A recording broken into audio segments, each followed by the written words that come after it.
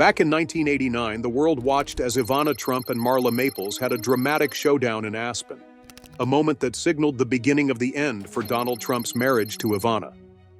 Over the years, Trump's love life has always been a hot topic, but one question has lingered. Why did Marla Maples leave him after their whirlwind romance? For 26 years, the answer remained a mystery, until now. In an open and honest revelation, Marla finally spills the truth about their divorce and what pushed her to walk away from the glitzy Trump lifestyle. Get ready as we dive into the untold story behind one of the most talked about breakups in history. To understand Marla Maples' journey and what led her to leave Donald Trump, we need to rewind to where it all began. Long before she became a household name, Marla Anne Maples was just a small-town girl with big dreams.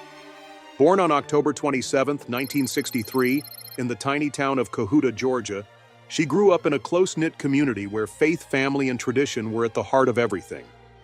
Life there was a world away from the fast-paced glamour of New York City. Her hometown had just a few hundred residents. I remember climbing trees, wading through streams, chasing cattle through pastures, and getting bucked off a few old paint horses, Marla once recalled in an interview. Sports, family, and church were my whole world in Georgia. I really missed that country life. But while her childhood was simple, her ambitions were anything but. After graduating from Northwest Whitfield High School, where she was crowned homecoming queen, Marla set her sights on the world of beauty pageants. She won titles like Miss Resaca Beach Poster Girl in 1983 and Miss Hawaiian Tropic in 1985. These competitions weren't just about crowns and sashes. They were stepping stones to something bigger. Marla had her heart set on the big city and a career in modeling and entertainment.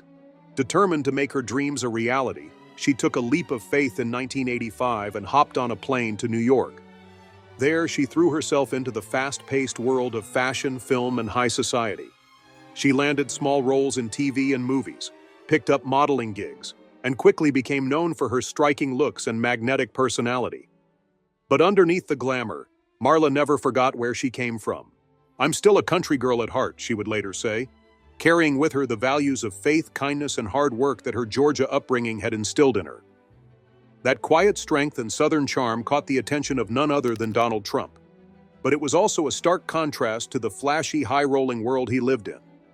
Their first meeting supposedly happened in 1985 at a celebrity tennis match. At the time, Trump was married to Ivana and was already one of New York's most talked-about figures, famous for his towering real estate empire, larger-than-life personality, and love of the spotlight. For a young woman like Marla, new to the city's elite social circles, meeting him must have felt like stepping straight into a real-life fairy tale. But despite the tabloid portrayals of her as an innocent young ingenue, Marla wasn't completely naive. She knew Trump was married, though the details of their early interactions are a bit murky, especially since their relationship didn't become fully public until years later. One thing is clear: that first meeting planted the seeds for what was to come.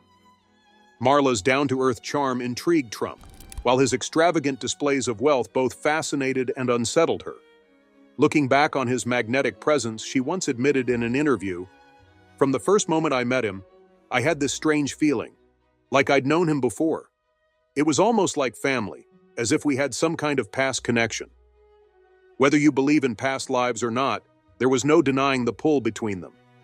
She saw Trump as a man who could draw people together, someone with an incredible ability to turn big ideas into reality, qualities she found incredibly appealing. But beneath all that confidence, she also glimpsed something else: a vulnerability, a flicker of realness behind the bravado.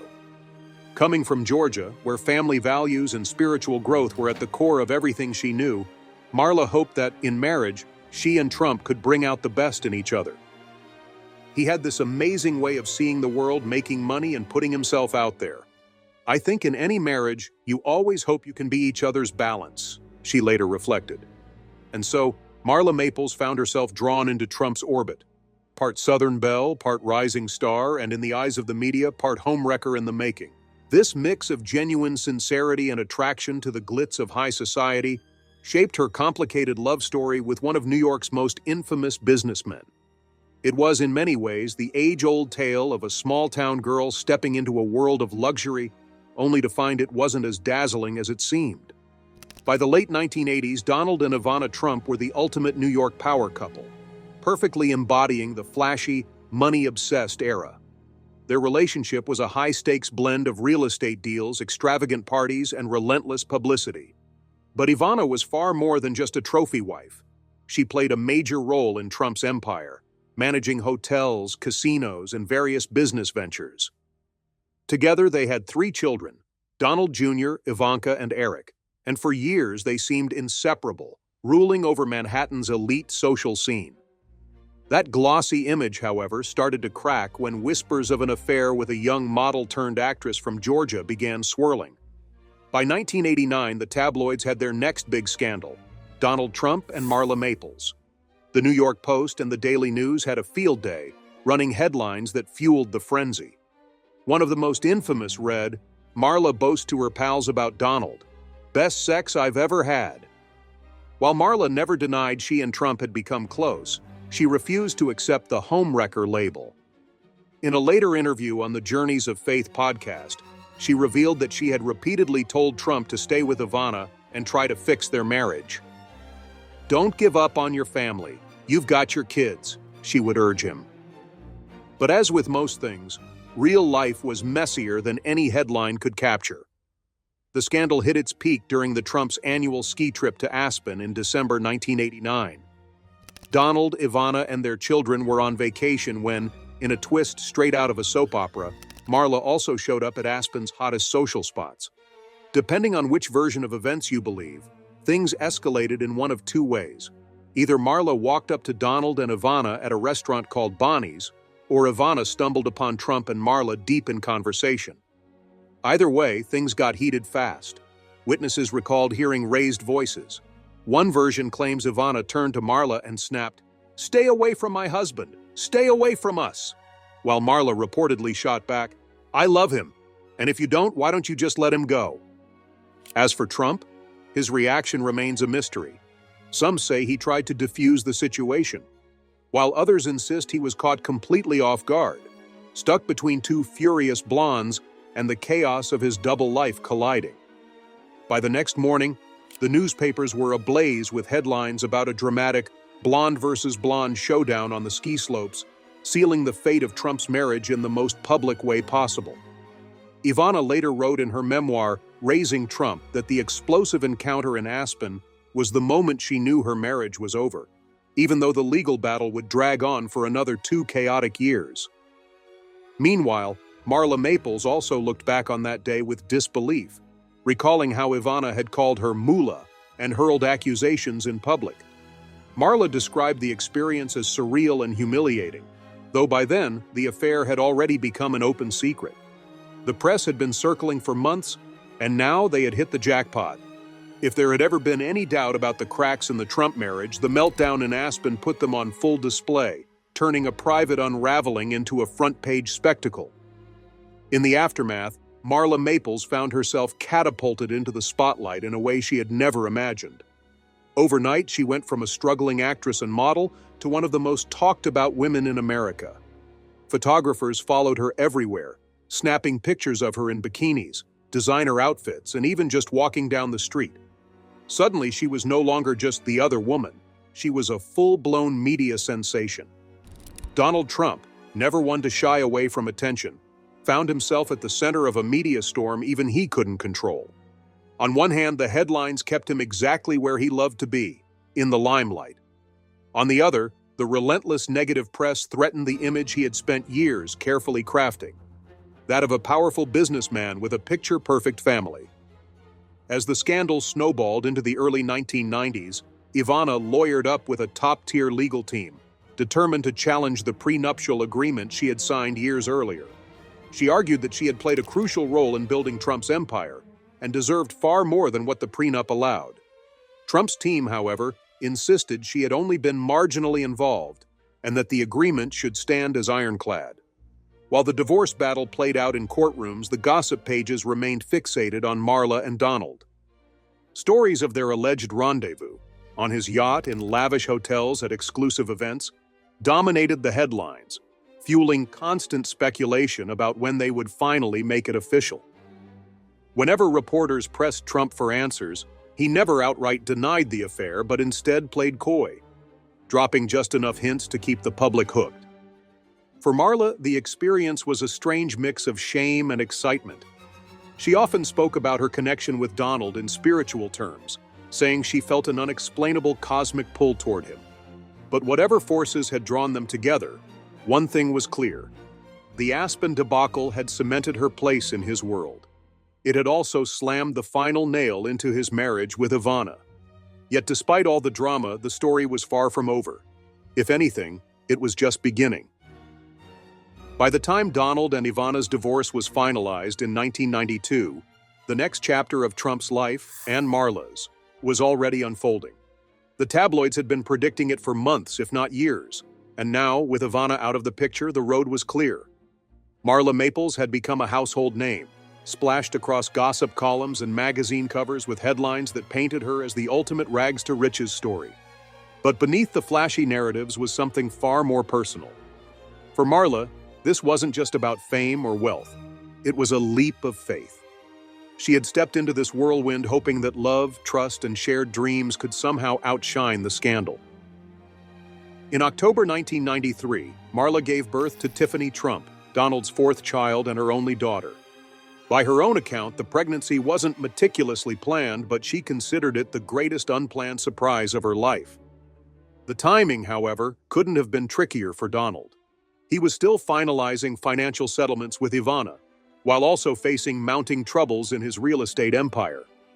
As his world shifted around him, Marla had her own challenges to navigate, stepping from the shadows of scandal into a life that was now forever linked to Donald Trump. For the press, Tiffany's birth solidified Marla's place in Donald's life. But for Trump himself, fatherhood this time around required some adjustment. In a later interview, he admitted that his first reaction to the pregnancy was, "Oh great, excuse me, what happened?" A response that in classic Trump fashion was as blunt as it was telling. Still, he quickly added that he was happy to welcome Tiffany into the world. Just 2 months later, on December 20th, 1993, Donald Trump and Marla Maples tied the knot in an opulent wedding at the Plaza Hotel in New York City. The guest list read like a who's who of the era, featuring Rosie O'Donnell, Howard Stern, and even O.J. Simpson. Marla dazzled in a custom Carolina Herrera gown, her look topped off with a $2 million Harry Winston tiara. The ceremony was as extravagant as one would expect from Trump, though financial insiders noted that his business empire was far from thriving at the time. Still, the wedding was a spectacle. Whether a grand romantic affair or a strategic move to maintain his brand depended on who you asked. Behind the lavish celebration, cracks in their relationship soon became more apparent. While Donald remained laser-focused on expanding his business empire, Marla struggled to reconcile her Southern roots and spiritual outlook with the relentless world of high finance, real estate, and media scrutiny. She often spoke of craving a simpler life, one centered around family rather than flashy headlines. In an interview, she reflected, "I was happiest when it was just me, Tiffany, and quiet moments together." But Trump had other priorities. Business had to be handled constantly, he later remarked in The Art of the Comeback. Adding another layer of strain was the prenuptial agreement they had signed before the wedding. Rumors swirled that Marla had originally pushed for a $25 million payout in the event of a divorce, but ultimately agreed to a deal that granted her just $1 million if they split within 5 years, plus another $1 million to purchase a home. Even in the early days of their marriage, some speculated that the prenup hung over them like an expiration date, silently ticking down. Then came the infamous April 1996 incident in Palm Beach, Florida. Police reportedly found Marla on the beach at 4 a.m. with one of Trump's bodyguards, igniting a storm of speculation. While both she and Donald vehemently denied any wrongdoing, the incident became tabloid fodder, adding fuel to an already tense situation. Gossip columns ran wild with stories of a marriage on the rocks, and by 1997, the fractures were too obvious to ignore. It was Trump himself who tipped off reporters about their impending separation, offering up some less than flattering commentary along the way. He reportedly blamed an entourage of dumb Southerners, a swipe at Marla's family for adding to the strain. For Marla, the glitz and glamour that had once dazzled her now felt suffocating. The couple separated, and by June 8, 1999, their divorce was finalized. The terms of the settlement were relatively straightforward. A reported $1 million payout plus another $1 million toward a home, a far cry from the eye-watering sums the tabloids had once predicted she would walk away with. But the money wasn't the most significant detail. More important was the confidentiality clause, which legally barred Marla from revealing certain aspects of their marriage. This gag order would remain in place for decades, ensuring that the world could only speculate about the full story behind her time with Donald Trump. And speculate they did. Marla took a definitive step away from the whirlwind of scandals that had defined much of the 1990s. She relocated to Southern California, at times settling in Calabasas, determined to give her daughter Tiffany a childhood that mirrored the gentler, more grounded rhythms of her own upbringing in Georgia. In interviews, she spoke about wanting to recreate an environment filled with closeness, spirituality, and simple living, a stark contrast to Donald Trump's high-powered business-first world. Her daddy loves her, of course, but I was the parent, Marla said of raising Tiffany as a single mother. I was the parent that was there in the flesh and with her all the time. As she embraced life outside the Manhattan spotlight, Marla pursued a variety of interests. She dipped back into acting, landing small roles in television and independent films, including a cameo on Spin City.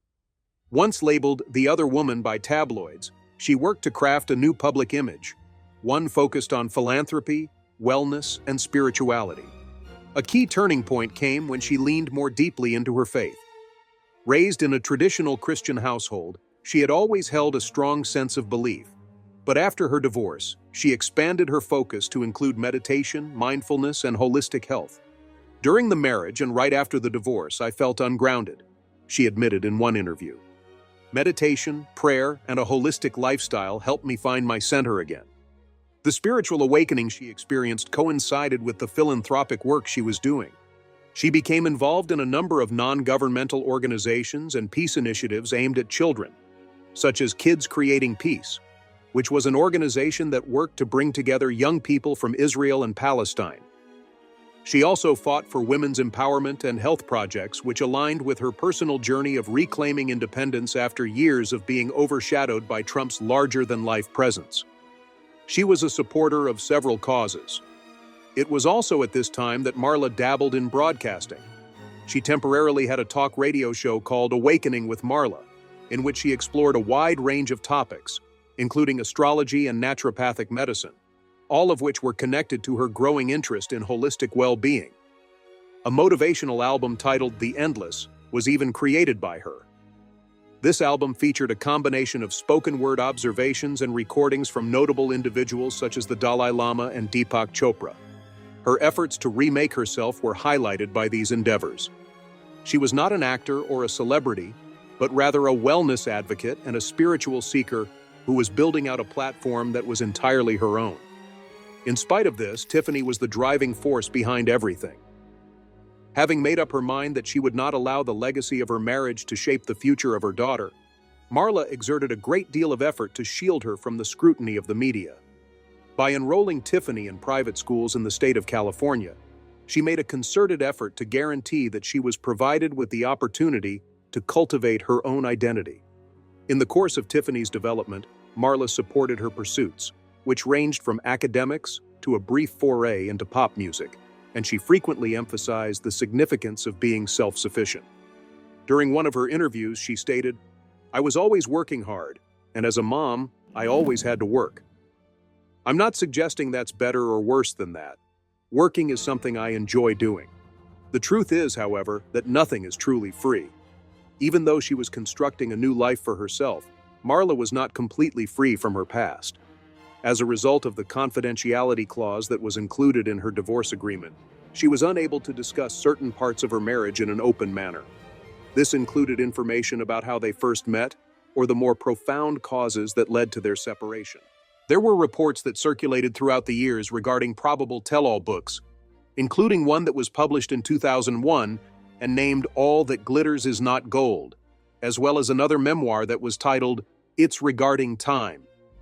However, Neither of these books ever made it into circulation, purportedly due to the fact that obtaining Trump's legal consent was extremely difficult. At one point in time, one of Marla's pals made the statement, "We can talk for hours about everything under the sun and beyond." Nevertheless, whenever it comes to the specifics of that marriage, Marla does not reveal any information. Despite the fact that the secret was still being kept, Marla managed to keep a positive public image. When she did speak about Trump, her words were carefully calculated and avoided any animosity or controversy. She rarely spoke about Trump directly, but when she did stay away from it. In many instances, she adopted a conciliatory stance, emphasizing the need of mutual respect and their mutual affection for Tiffany. "This individual is the father of my child." In an interview with Access Hollywood, she stated, "I do not intend to ever speak negatively about him. Do we have a consensus on everything? Certainly, without a doubt. Not at all. In such a case, we would continue to be married." Although they had only been married for a brief period of time, the influence of their union remained in the public's mind for decades.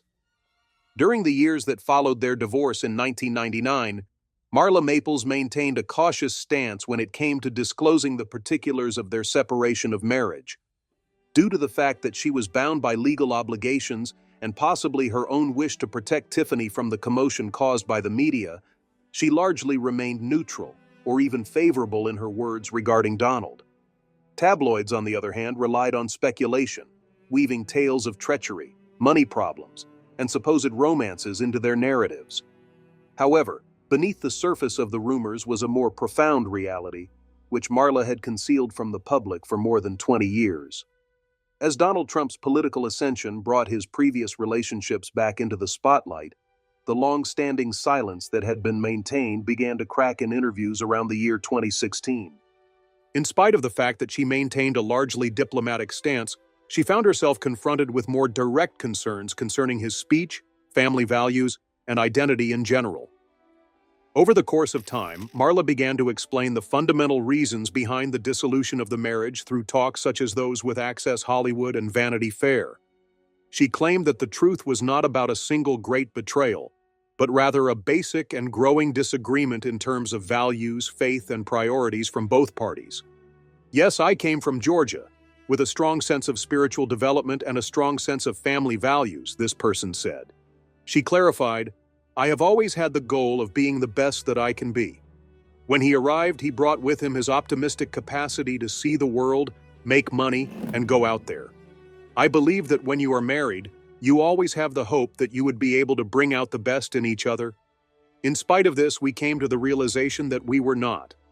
Following that, you will need to proceed." Once upon a time, the rumors of infidelity appeared to be the ultimate reason for their breakup to those who were not a part of the relationship. However, for Marla, the reality of living with someone whose goals and principles were so drastically different from her own was the factor that ultimately caused her to experience a great deal of stress.